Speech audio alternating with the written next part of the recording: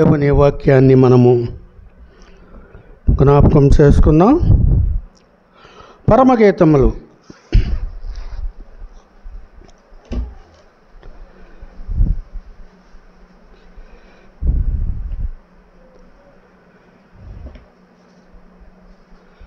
'పరమగీతముల గ్రంథము 4వ అధ్యాయము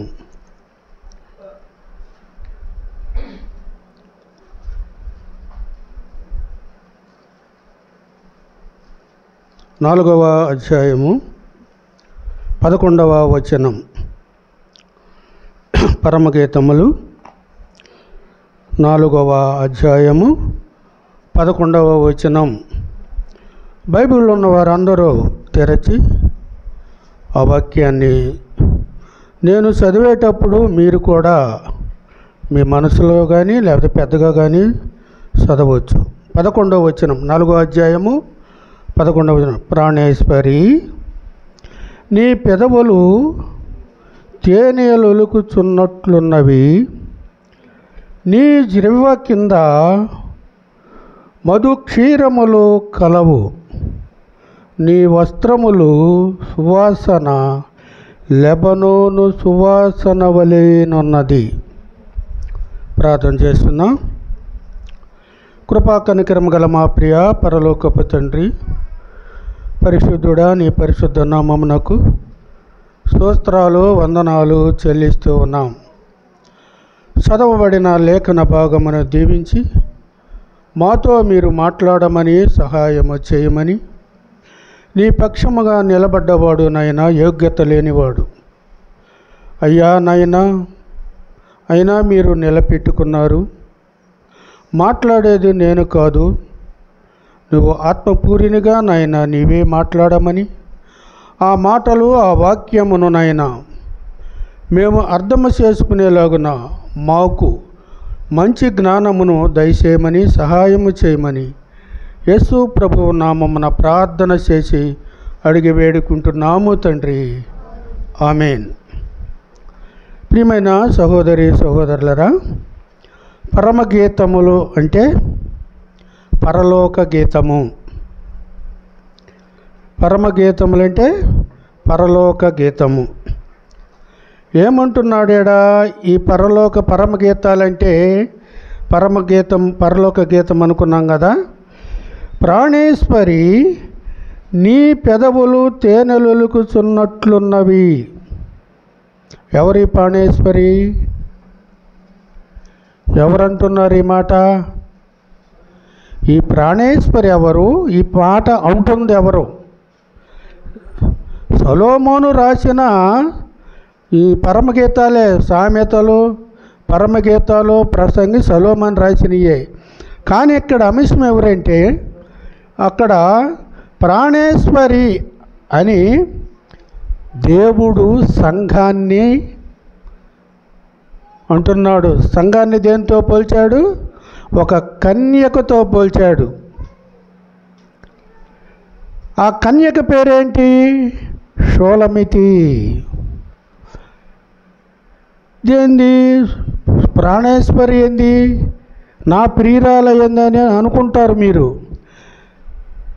ప్రభువు సంఘాన్ని పెండ్లి కుమార్తెతో పోల్చాడు.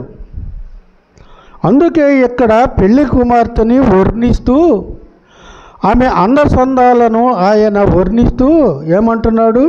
ప్రాణేశ్వరి, నీ పెదవులు తేనెలొలుకుచున్నట్లున్నవి. అబ్రహాం గారు కాంచేపు మనసు పెట్టండిడా. నీ పెదవులు తేనెలొలుకుచున్నట్లున్నవి అంటూ నీ జిహ్వ కింద మధుక్షీరములు కలవు. మధుక్షీరములు. మధు అంటే దేనికి సాదృశ్యము? మధు తేనెకు సాదృశ్యము, తీపికి సాదృశ్యము. తర్వాత దాన్ని దేనితో పోల్చాడు? పాలు, క్షీరము. అక్కడ మధు క్షీరములు అంటే పాలే, మొదటిగా అక్కడేమన్నాడు? నీ పెదవులు తేనెలొలుకుచున్నట్లున్నవి. తేనె. ఈ తేనె సాదృశ్యంగా దేనికి మనకు గుర్తు? దేనికి? సంఘానికే పోల్చాడు. సంఘానికి పోల్చాడు. అనేక విధాలుగా ఆ తేనెని ఈ వాక్యంలో మనం చూడగలం. అందుకే ఇక్కడ అంటున్నాడు, ప్రాణేశ్వరి నీ పెదవులు తేనెలొలుకుచున్నట్లున్నవి, నీ జివ్వ కింద మధుక్షీరములు కలవు అంటూ ఉన్నాడు. మధుక్షీరములు. క్షీరములు అంటే పాలు, మధు అంటే తేనె. ఈ రెండు. మూడవది ఏమన్నాడు? నీ వస్త్రములు సువాసనగా ఉన్నాయి అన్నాడు. లెబనోను సువాసనగా ఉన్నాయి అన్నాడు. సరే,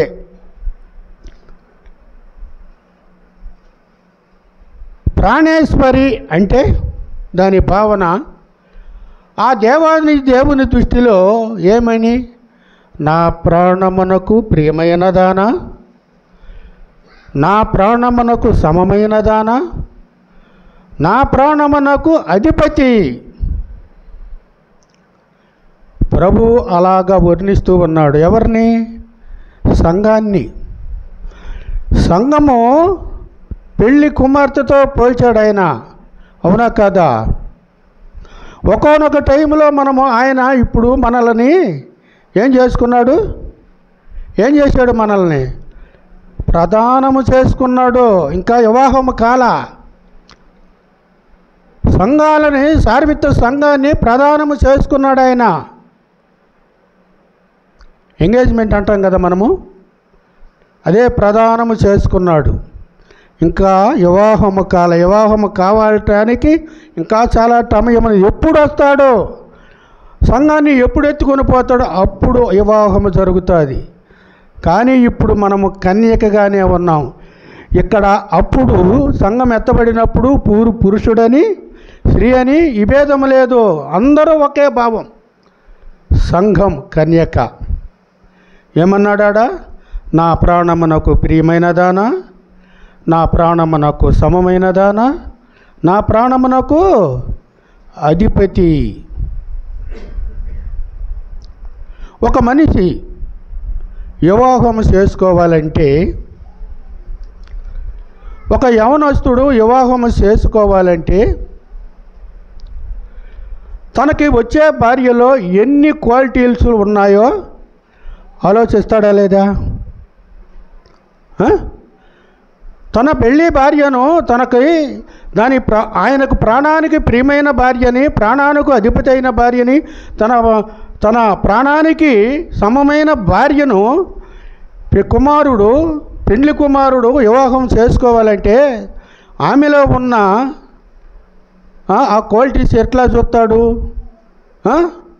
చూస్తాడా లేదా?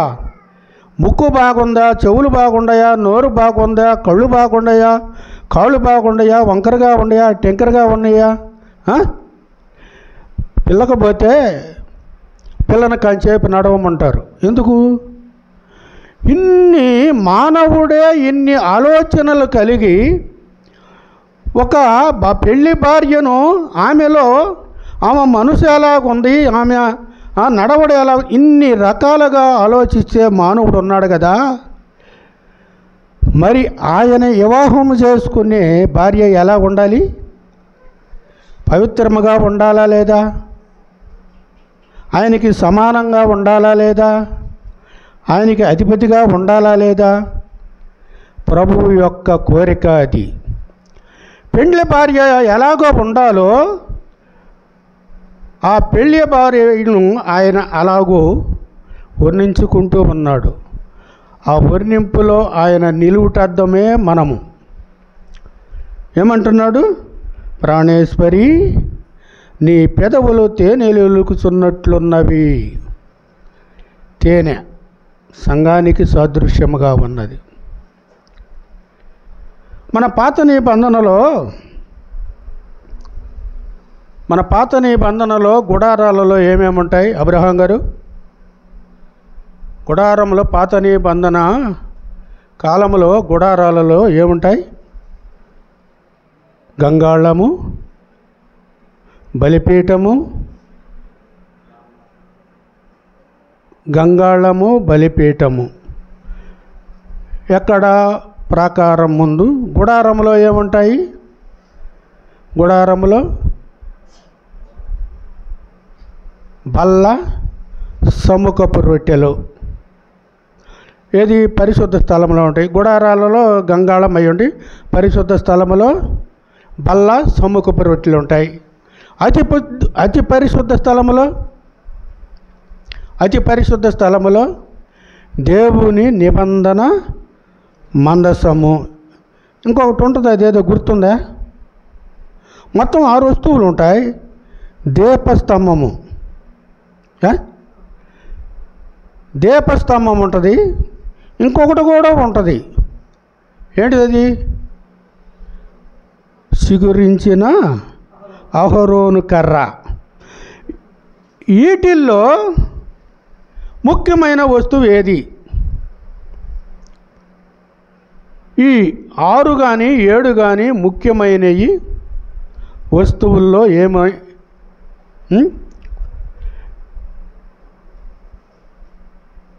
జీవవృక్షము. ఆయన జీవాధిపతి, జీవము కలిగిన వాడు.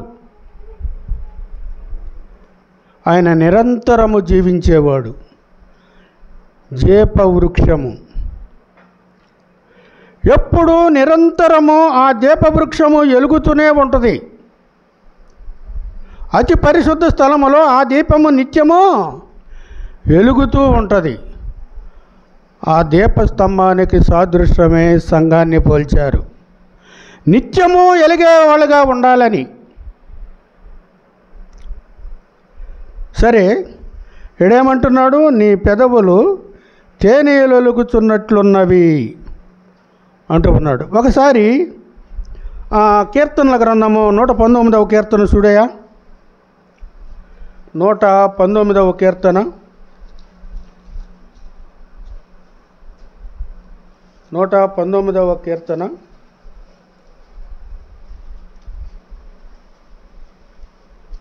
తీసావా? 103వ వచనం చూడు. మధురము, అది ఎలాగున్నదంట? తేనె కంటే తీపిగా ఉన్నది. ఈడ మనము మొదట ఏం చదువుకున్నాం? ప్రాణేశ్వరి, నీ పెదవులు తేనెలొలుకుచున్నట్లు ఉన్నవన్నాడు. 119వ కీర్తన 103వ వచనంలో ఏమన్నాడు? నీ వాక్యము నా జివ్వకు మధురము, అది తేనె కంటే తీపిగా ఉన్నది అంటూ ఉన్నాడు. వాక్యం ఎలాగుందంట? వాక్యం ఎలాగుందమ్మా? తేనె కంటే తీపిగా ఉందంట. తేనె తీపిగా ఉంటుంది. ఆ తేనె ఏం చేయాలి మనము? ఆ తేనె ఏం చేయాలన్నాడు? ఏం చేయాలి? వాక్యాన్ని ఏం చేయాలి? తేనె అంటే వాక్యానికి పోల్చాడు కదా. తాగాలి అని మాట అంటే అట్ట. ఆ తేనెని వాక్యానికి ఇక్కడ పోల్చాడు. చూడు, యెహెజ్కేలు గ్రంథము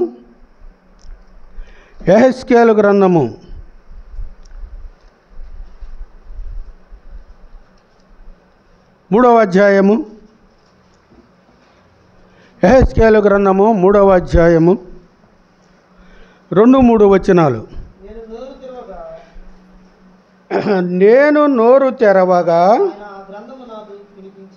ఆ గ్రంథము నాకు తినిపించి, నరపుత్రుడా, నేనిచ్చుచున్న ఈ గ్రంథమును ఆహారముగా తీసుకొని దానితో నీ కడుపు నింపుకునుమని నాతో సెలవీయగా, నేను దానిని భక్షించి తిని అది నా నోటికి తేనెవలే మధురముగా ఉండెను.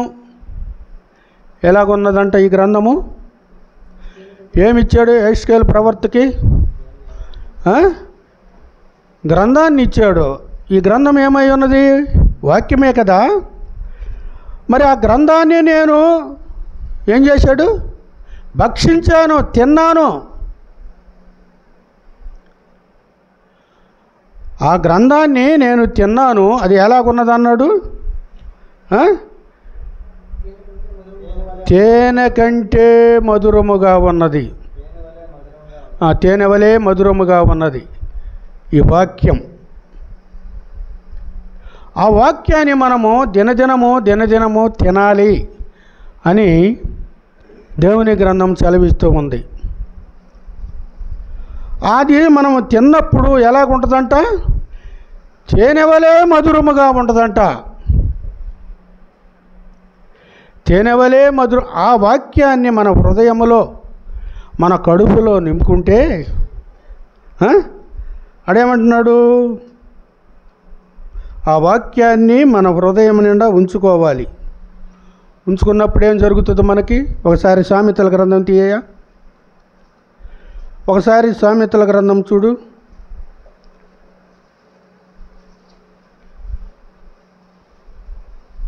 24వ అధ్యాయము.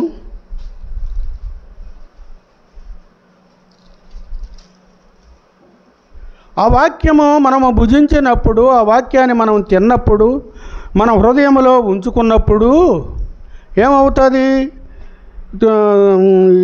సామెతలు 24:13 చూడు. నా కుమారుడా, తేనె త్రాగుము, అది రుచిగలది కదా.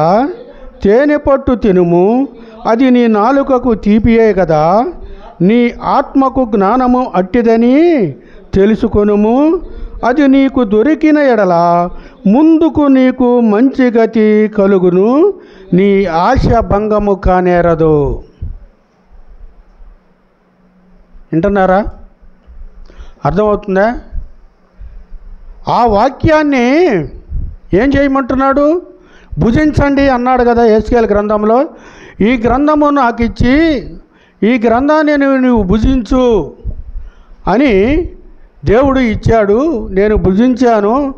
ఆ గ్రంథము తేనె కంటే తీపిగా ఉన్నది. వాక్యం తేనె కంటే తీపిగా ఉన్నదని చెప్పాడు. ఇక్కడ మనం చూస్తే సామెతల గ్రంథంలో ఏమంటున్నాడు? 13వ వచనం, 24వ వచనం. నా కుమారుడా, తేనె త్రాగుము, అది రుచిగలది కదా. తేనె పట్టు తినుము, అది నీ నాలుకకు తీపియే కదా. నీ ఆత్మకు జ్ఞానము అట్టిదని తెలుసుకొనుము. మన ఆత్మకు జ్ఞానం ఎట్లా వస్తుంది? ఆ వాక్యం అనే తేనె మనము తిన్నప్పుడే ఆ జ్ఞానము మనకు వస్తుంది అంటాడు. తర్వాత ఏమంటున్నాడు? అది నీకు దొరికిన ఎడల ముందుకు నీకు మంచి గతి కలుగును. ఆ వాక్యము ఎప్పుడైతే మన హృదయంలో, మన కడుపులో, మన ఆలోచనలో, మన తలంపుల్లో మనం ఎప్పుడైతే ఆ వాక్యాన్ని మనం నింపుకుంటామో ముందుకు నీకు మంచి గతి కలుగును. ఇంకో మాట అన్నాడు కదా, నీ ఆశ భంగము కానేరదు.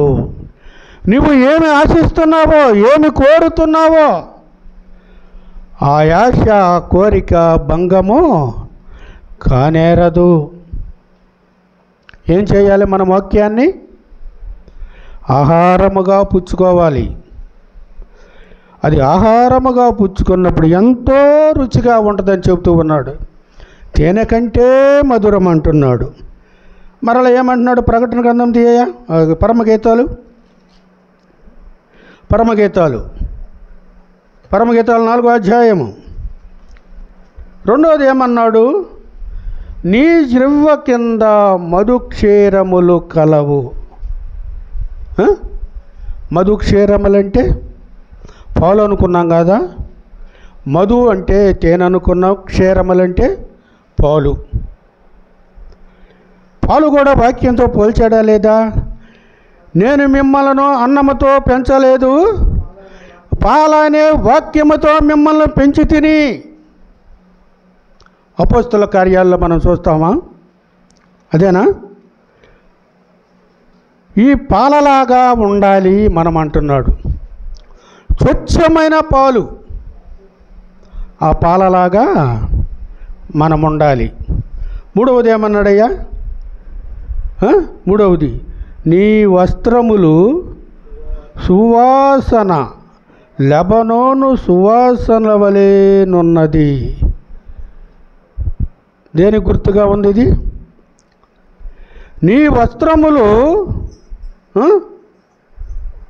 వస్త్రములు సువాసన, లెబనోను సువాసన వలెనున్నది.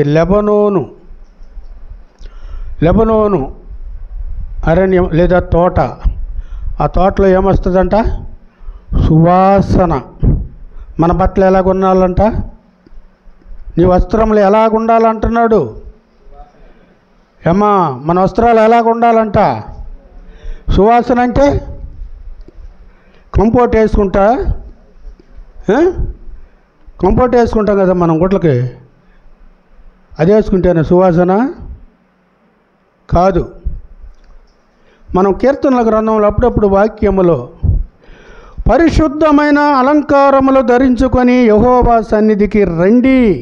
చూడయ్యా, ఎక్కడుందా వచనం?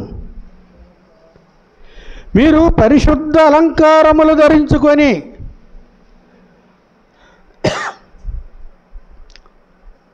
పరిశుద్ధ అలంకారం ధరించుకున్నప్పుడు ఏమొస్తుంది? సువాసన వస్తుంది. సువాసన వచ్చిద్దా రాదా? వస్తుంది. మనము ఈ లోక రీతిగా అయితే ఎన్నో వాడతాము, కానీ మిగులు గల వస్త్రములు కూడా మీరు ధరించకూడదు అంటూ ఉంది వాక్యం. తగు మాత్రము వస్త్రములను మీరు ధరించుకోండి. తగు మాత్రపు వస్త్రాలంటే తగు మాత్రపు వస్త్రాలు. ఒక సంఘములో ఒక తల్లి కూతురు రోజు మందిరానికి వస్తారంట. రోజు మందిరానికి వస్తుంటే స్త్రీలు ఆ పక్క కూర్చుంటారు, పురుషులు ఈ పక్క కూర్చుంటారు. ఆ కుమార్తె వచ్చంట, దైవజనుడా మా కూతురు కోసం ప్రార్థన చెయ్యయ్యా, మాకు శోధనగా ఉందయ్యా, చర్చిలో ప్రార్థన చెయ్యయ్యా, ఆ శోధన తొలగిపోయేటట్టని ఆ తల్లి అడిగింది. సరే, దైవజనుడంట అయిపోయినాక యవనస్తుడిని పిలిచి, అరే ఫలానా తల్లి వచ్చి వాళ్ళ కూతురికి ఆమెకి పెద్ద శోధనగా ఉందంట చర్చిలో. ఏందిరా అంటేను, అన్నా వాళ్ళకేమి శోధన అన్నా, నీకేమి తెలుసు అన్నా, ఈ పక్క 5-6 జళ్ళు, ఈ పక్క 5-6 జళ్ళు అల్లుకొని ఏడబెట్టుకొని, అన్నా సైకిల్ లాంటి రింగులు, చక్రాలు లాంటి రింగులు పెట్టుకొని, ఉల్లిపర్ర లాంటి గుడ్ల మిడ్డీలు వేసుకొని ఆ పిల్లతుంటే మాకు ఇబ్బంది కలిగి, ఎవరికన్నా నువ్వు చూడన్నా రేపు వారం వచ్చేటప్పుడు అన్నాడంట. ఏం వస్త్రాలు వేసుకోమన్నారు?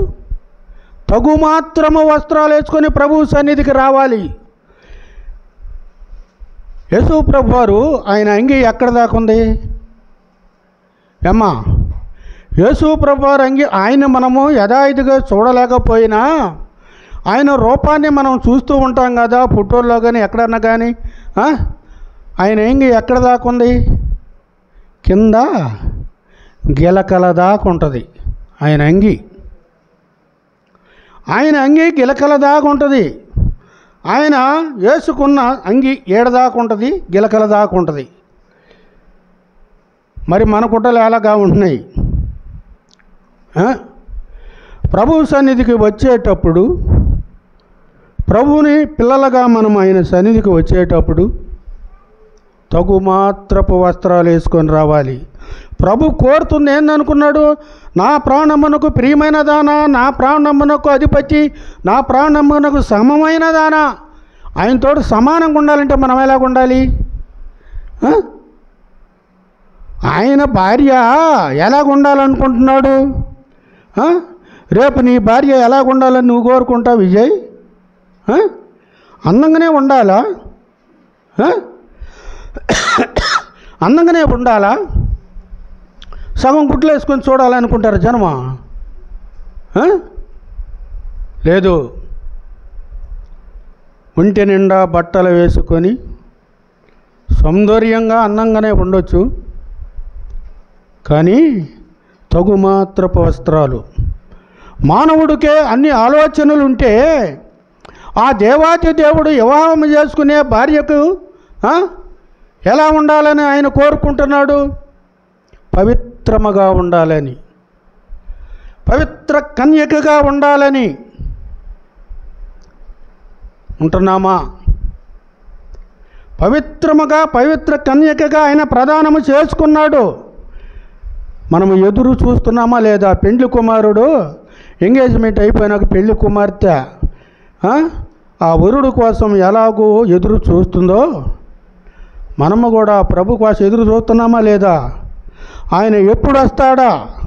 ఆ పరలోకానికి మనం ఎప్పుడు వెళ్తాం? ఎదురు చూస్తున్నామా లేదా? లేదు, ఇక్కడే ఉన్నాం అనుకుంటున్నారా? ఈ జీవితకాలం ఎంత? నువ్వు 60 సంవత్సరాలు 70 సంవత్సరాలు కాపురం చేసే భార్య కొరకు నువ్వు అన్ని క్వాలిటీలు, నువ్వు అన్ని కోరికలు, ఆలోచనలు నీకుంటే యుగ యుగాలు తండ్రితో మనం ఉండాలి పెళ్ళి కుమార్తెగా. ఆ యుగ యుగాలు ఉండాలంటే ఏముండాలి మనలో? ఆయన కోరుకున్న క్వాలిటీస్ మనలో ఉండాలి. అందముగా ఉండాలి. ఏమలకాలి? నీ జివ్వ కింద మధు క్షీరములు. తర్వాత ఏమన్నాడు? ఫస్ట్ వచనములో నీ పెదవులు తేనెలొలుగుచున్నట్లున్నవి. తేనె. ఆ తేనె ఆయన ఏం కోరుతున్నాడు? నీ పెదవుల కింద తేనెలు ఒలుగుచున్నట్లు ఉన్నదంటే ఏం ఒలుగుతూ ఉండాలి మన పెదాల కింద? దేవుని వాక్యము. ఆయన కోరుకుంటుంది. నీ పెదవుల కింద అని అంటున్నప్పుడు మన పెదాలు ఏమి మాట్లాడాలి? మన పెదాల గుండా ఏమి రావాలి? ఆలోచన చేయండి. రెండవది అంటున్నాడు, నీ జివ్వ కింద మధుక్షీరములు. పాలలాగా ఉండాలని హృదయము. కల్మషం ఉండకూడదు. స్వచ్ఛమైన పాలు. అందరూ పాలు పారుతున్నారు కదా నీళ్ళు కలిపే, అట్ట కాకుండా స్వచ్ఛమైన పాలు, పాలలాగా ఉండాలి. మూడవది ఏమన్నాడా? నీ వస్త్రములు సువాసన, లెబనోను సువాసన వలేనున్నవి. సువాసన గల వస్త్రాలు వేసుకోవాలి. కంపు కొట్టే వస్త్రాలు ఉండకూడదు మన కాడ. దేవుని సన్నిధికి వచ్చేటప్పుడు సువాసనగా ఉండాలి. ఆయన కోరుకునే ఆయన కోరుకుంటుంది. సరే, వాక్యాన్ని మీరు నేను భక్షించి తిని అన్నాడు కదా. ఎక్కడన్నాడు అది? యేస్కేలు గ్రంథంలో అన్నాడు కదా. సామెతలో అయిపోయింది కదా. 73వ కీర్తన చూడు. 73వ కీర్తన.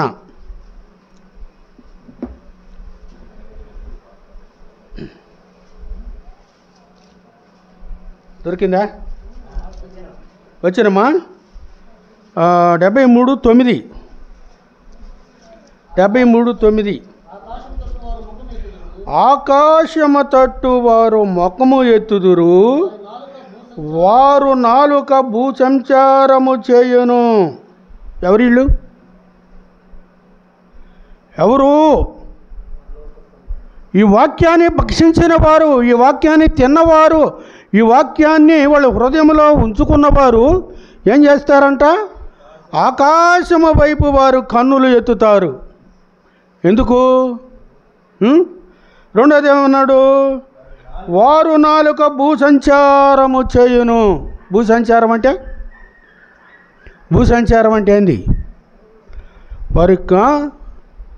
వారు ఆకాశం వైపు చూస్తారు, వారు నాలుక భూసంచారము చేస్తుంది. భూసంచారం. నేను ఎన్నిసార్లు పోయి ఉంటాను కడప, పులివెందలి, చిత్తూరు. దేనికి? పాలకరి సమావేశాలకు కాదు, సువార్త యాత్ర.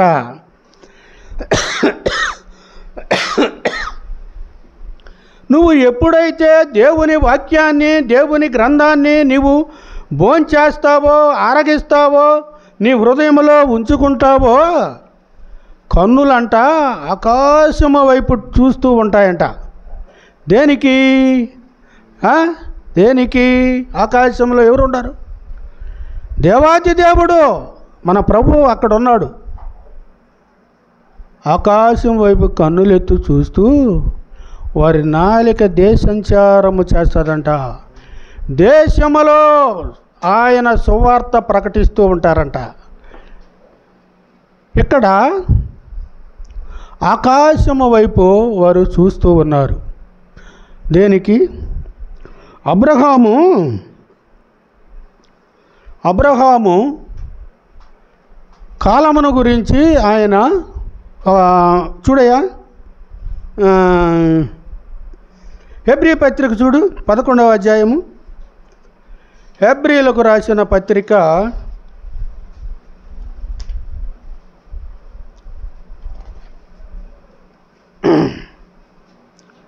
11వ అధ్యాయంలో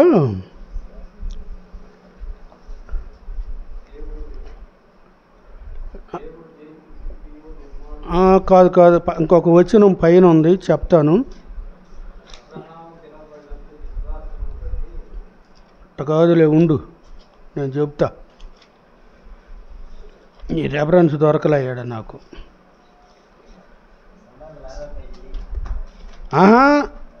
అది ఉంది, అది కాదు. 11వ అధ్యాయంలో వారు ఆ పునాదులు గల పట్టణం కోసం ఎదురు చూస్తూ ఉంటారు. యాకోబు ఇషాకు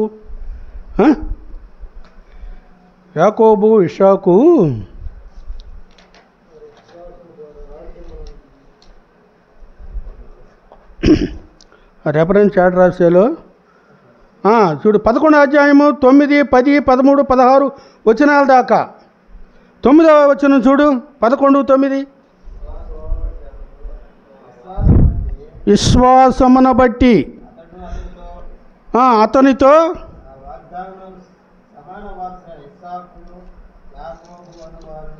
వారును గుడారములలో నివసించుచు అన్య దేశములో ఉన్నట్లుగా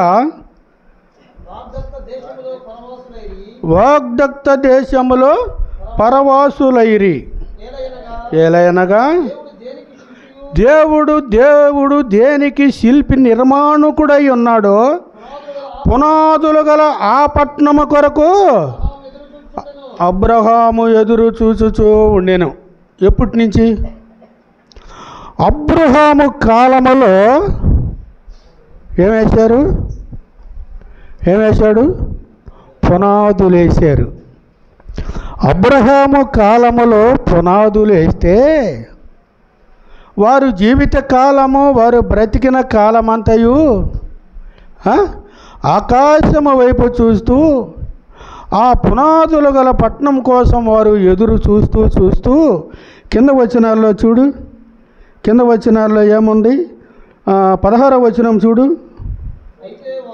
అయితే వారు శ్రేష్టమైన దేశమును అనగా పరలోక సంబంధమైన దేశమును కోరుచున్నారు. అందుచేత అనిపించుకొనుటకు సిగ్గుపడడు. ఏలయనగా ఆయన వారి కొరకు ఒక పట్టణము సిద్ధపరిచి ఉన్నాడు. అబ్రహాము కాలంలో పునాదులు వేయబడ్డాయి. ఆ పట్టణం ఎలాంటి పట్టణం? బంగారు వీధులతో కట్టబడిన శృంగార పట్టణముకు పోదమా. వస్తారా మీరెవరైనా మీరొస్తారా? శుద్ధి నొందిన గొర్రె పిల్ల రక్తములో శుద్ధి నొందిన కొరకు కట్టబడెను ఆ రాజ్యము. ఎవరి కోసం కట్టబడింది? గొర్రెపిల్ల రక్తములో శుద్ధి చేయబడ్డవారికి. అబ్రహాము ఆనాడు నుంచి అబ్రహాము మొదలుకొని ఇసాకు మొదలుకొని యాకోబు వీరందరూ ఆ పట్టణం కొరకు వారు ఎదురు చూస్తూ దూరము నుండి చూసి వందనాలు చేసి మృతి పొందారు. ఆ పట్టణము ఇప్పుడు కడతానే ఉండారంట. ఆ పట్టణం ఇంకా పూర్తి కాలేదు. ఆ పట్టణానికి ఎన్ని గుమ్మాలు? 12 గుమ్మాలు. 12 గుమ్మాలతో ఆ పట్టణము కడతా ఉన్నాడు ప్రభు. ఎవరి కోసము? మీ కొరకు నేను స్థలము సిద్ధపరచబో వెళ్ళుచున్నాను అన్నాడు కదా. ఆ పట్టణము కడతా ఉన్నాడు. ఇప్పుడు పూర్తిగాల. ఎప్పుడు పూర్తయిద్దో, ఎప్పుడు వస్తాడో, కన్యకనే సంఘము ఎప్పుడు ఎత్తబడుతుందో అప్పుడు ఆయన ఏం చేస్తాడు? వివాహం చేసుకుంటాడు. చెప్పండి, ఏం చేసుకుంటాడు? వివాహం. మనం ఎవరిమి? సంఘం. కన్యకనే సంఘం ప్రదానం చేసుకున్నాడు. రేపు ఎత్తబడినప్పుడు ఆయన వివాహం చేసుకుంటాడు. మనం వధువైన కన్యకలము, సంఘం. చివరిగా ఒక మాట చూసుకొని ముగించుకున్నాం చూడు. యోహాను మొదటి పత్రిక, యోహాను రాసిన మొదటి పత్రికలో, యోహాను రాసిన మొదటి పత్రిక చూడయ్యా.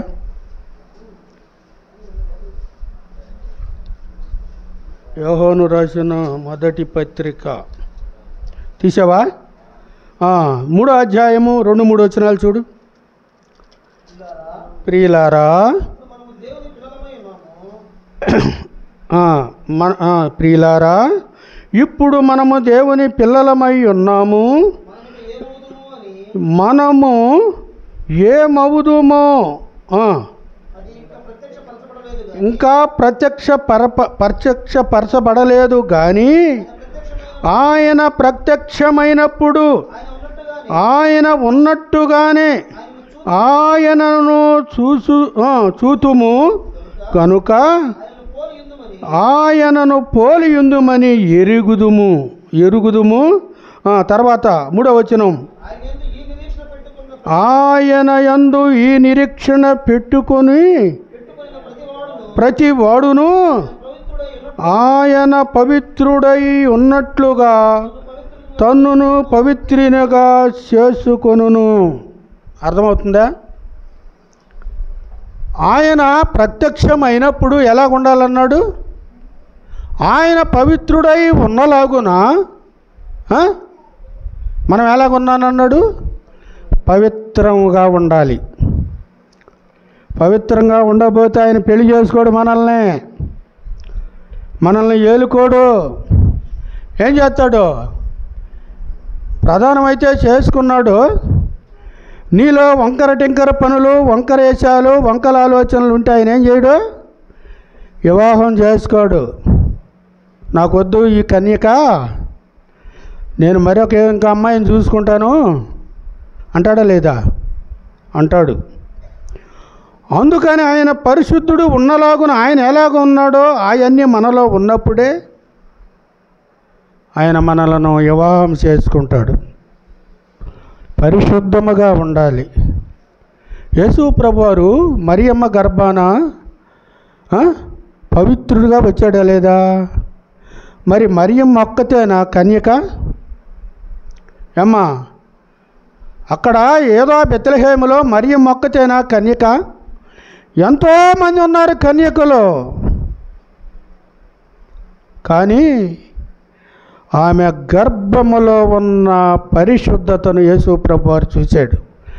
వివాహము కాని వాళ్ళందరూ కన్యకలే. వివాహము కాని వాళ్ళందరూ కన్యకలే. కానీ వాళ్ళల్లో మరియమ్మ శ్రేష్టమైన కన్యక. అందుకే యేసు ప్రభువారు ఎంచుకున్నాడు. ఆ శ్రేష్టమైన కన్యకగా సంఘము, ఆ కన్యక మనము అలాగ ఉన్నప్పుడే యేసు ప్రభువారు మనలను వివాహం చేసుకుంటాడు. సిద్ధపడి ఉండాలి. మనం ఎదురు చూస్తున్నామా లేదా? మనము ఏ రోజైతే ప్రభు రక్తంలో కడగబడి బాప్తిస్మం తీసుకొని ఆయన్ని స్తుతిస్తూ ఆరాధిస్తూ దినదినము ఆయన వాక్యాన్ని చదువుతూ ఆయన జ్ఞాపకం చేసుకుంటూ మనము ఎలాగూ సాగుతూ ఆయన కోసం ఎదురు చూస్తూ ఉన్నామో ఒకానొక రోజున వస్తాడు, వచ్చి సంఘాన్ని ఎత్తుకొని పోతాడు. సంఘాన్ని ఎత్తుకొని పోతాడని అందరిని ఎత్తుకొని పోడు, నన్ను వదిలిపెడతాడేమో నా క్రియలు బాగలేకపోతే. అవునా? మరి 10 మంది కన్యకలు ఉన్నప్పుడు 10 మంది బాలేదు కదా, 5గురే కదా తీసుకొని పోయింది. మరి ఇంతమందిలో మనం కనీసం మనదాకా చర్చి మొత్తం నిండారు, ఇప్పుడు వాళ్ళు పొగాకెళ్ళారులే, ఖాళీగా ఉంది. ఇప్పుడు ఉన్న వాళ్ళల్లో ఉన్నపాటున ప్రభు వచ్చి ఈ సంఘాన్ని ఎత్తితే ఇంతమందిలో ఎవరు వదిలిపెడతారు, ఇడుగు పడతారు? ఎవరు ఆయనతో ఎలాగపోతారంట? ఎలాగపోతారు? ఈ దేహాలు ఉండవో, మహిమది దేవదూతల దేహముతో ఆయన వెమ్మటి వెళ్ళిపోతారు. సిద్ధముగా ఉన్నామా? ఆయన కొరకు సిద్ధముగా ఉన్నామా? నీవు వరునిగా వీచేయు వేళ నా కలల పంట పండునే, నీవు వరునిగా వీచేయు వేళ నా కలల పంట పండునే. వధువునై నేను నిన్ను చేరగా యుగ యుగాలు నన్నేలు కొందువనే. ఎలాగూ యుగ యుగాలు వధువునై నేను నిన్ను చేరగా నీవు వరునుగా విచ్చేయు వేళ నా కలల పంట పని. మనం ఎన్నాళ్ళ మించి కలలు కంటున్నాం. ఆ రాజ్యములో ఆ పాలు తేనెలు గారే ఆ శృంగారం అనే పట్టణంలో ఆ బంగారు వీధుల్లో తిరగని ఆశపడుతున్నాం కదా. 12 గుమ్మాలు 12 ముత్యములతో కట్టబడిన ఆ పట్టణంలో ఉండాలని మనం ఎంతగా ఆశపడుతున్నాము, ఎదురు చూస్తున్నామో. ఆ ప్రభు వచ్చినప్పుడు ఆ ప్రభుతో పోయి సదాకాలం ఆయన యుగ యుగాలు నన్ను ఏలుకుంటావన్నది కదా. కన్యకనే సంఘం ఏమంది? నీవు వరునుగా విచ్చేయు వేళ నా కలల పంట పండింది. ఇన్నాళ్ళ మించి నేను కలలు కన్నాను పెండ్లి కుమారుడు కోసం. నేను వధువునై నేను నిన్ను చేరినప్పుడు యుగ యుగాలు నన్ను ఏలుకుంటావు నువ్వు. అందరము అలాగూ ఆ ప్రభువు యొక్క ఆయన ఏమైతే కోరాడు మనల్ని, నీ జీవ కింద మధుక్షేరములు కలవు, నీ పెదవులు తేనెలు ఒలుగుచున్నట్లున్నవి, నీ వస్త్రములు సువాసన లెబలోను సువాసన వలె ఉన్నది. 3 చెప్పాడు. అలాగ మనం ఉందాం, అలాగ ఉండాలని దేవుని కృపను బట్టి మీకు చెప్తున్నాను. దేవుడి వాక్యం మన నిమిత్తమై దీవించును గాక. ప్రార్థన చేసుకుందాం.